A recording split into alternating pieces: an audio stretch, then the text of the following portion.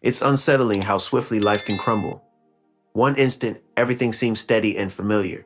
The next, it's as if the ground beneath your feet has vanished into smoke and silence. Here I am now, 32 years old, back in my childhood bedroom at my parents' home in Dallas. The walls are still covered with faded posters of teenage obsessions, and the desk is a chaotic jumble of old trinkets and dusty memories. I release a dry, bitter laugh. The irony is almost poetic. This wasn't how I envisioned my life. I'm Olivia, and I never thought it would lead to this. Sorting through old yearbooks in waves of nostalgia while trying to reconstruct the moments that unraveled my world. It all began with Daniel. We crossed paths at a housewarming party thrown by my friend Rachel.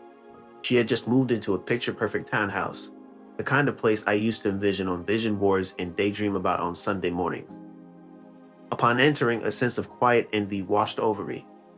It wasn't just the tasteful decor or the scent of cinnamon in the air.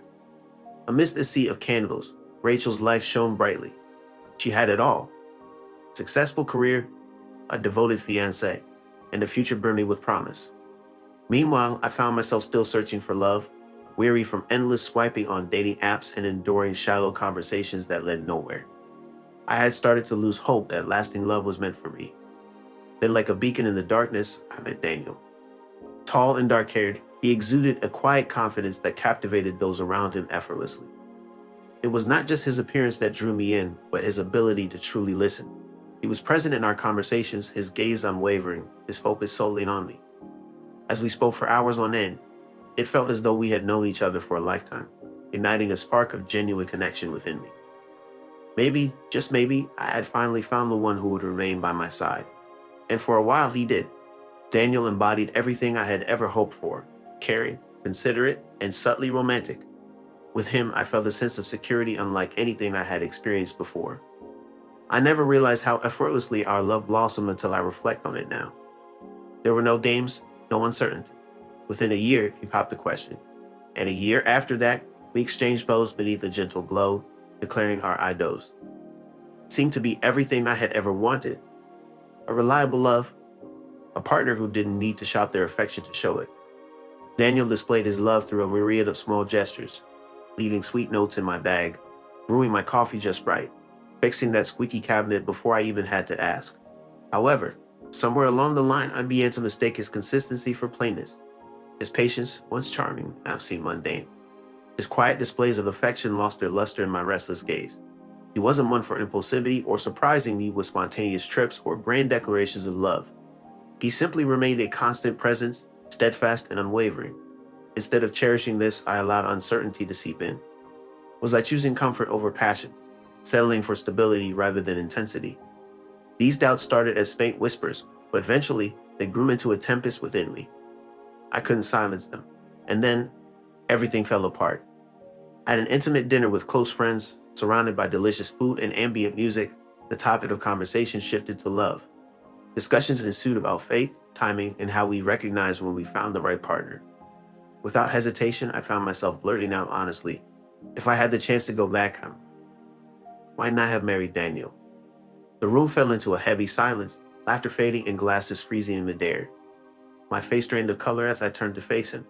Daniel sat motionless, his grip tight around his wine glass, his expression unreadable, his tone quiet but cutting. "Wow," he uttered. "That's good to know." Instant panic washed over me as I attempted to trivialize my statement, passing it off as a tasteless joke. But the damage was done.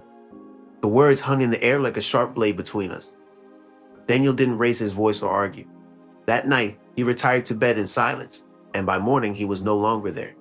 His absence was tangible: an empty side of the bed, missing clothes, and a vanished toothbrush. Yet what truly shattered me was what he had left behind. Beside a photo from our honeymoon, I stared numbly at the wedding band he had left neatly placed on the nightstand. Despite my attempts to reach out through calls and texts, there was no response. I convinced myself that he just needed some time, hoping he would return once the pain subsided. But as days turned into weeks and then into a month, it became clear that he wasn't coming back. What cut deepest was not just his departure, but how effortlessly he seemed to move on while I remained stuck in a whirlpool of guilt and sorrow. One day, while walking downtown, I caught a glimpse of him at a small outdoor cafe, bathed in sunlight, laughing and smiling with a woman who exuded confidence and poise. She didn't demand attention. She simply possessed an undeniable presence. Daniel looked at her with the same intensity and adoration that he once reserved for me, as if she was his entire universe. A surge of emotions overwhelmed me. I longed to run to him, to fall at his feet, to plead with him to remember the love we once shared, to beg for. I had an opportunity for a second chance, but I chose not to take it because deep down, I realized he was no longer with me. Even worse, I came to the painful realization that I never truly deserved him. Regret doesn't make a grand declaration. Instead, it sneaks in quietly during the night, gently wrapping around you in solitary moments, silently accompanying you in the car, and haunting you in your dreams. I had something extraordinary, something precious, and it slipped away as I pursued an unrealistic vision of passion and something more. Daniel didn't leave because his love for me had faded. He departed because he finally recognized that I was incapable of loving him the way he deserved. Now I find myself surrounded by remnants of the past in this room: trophies, photographs, high school diaries, and I feel suffocated by the weight of everything I foolishly let go. They say you never fully appreciate what you have until it's gone, but sometimes you do realize it. You just never expect to lose it.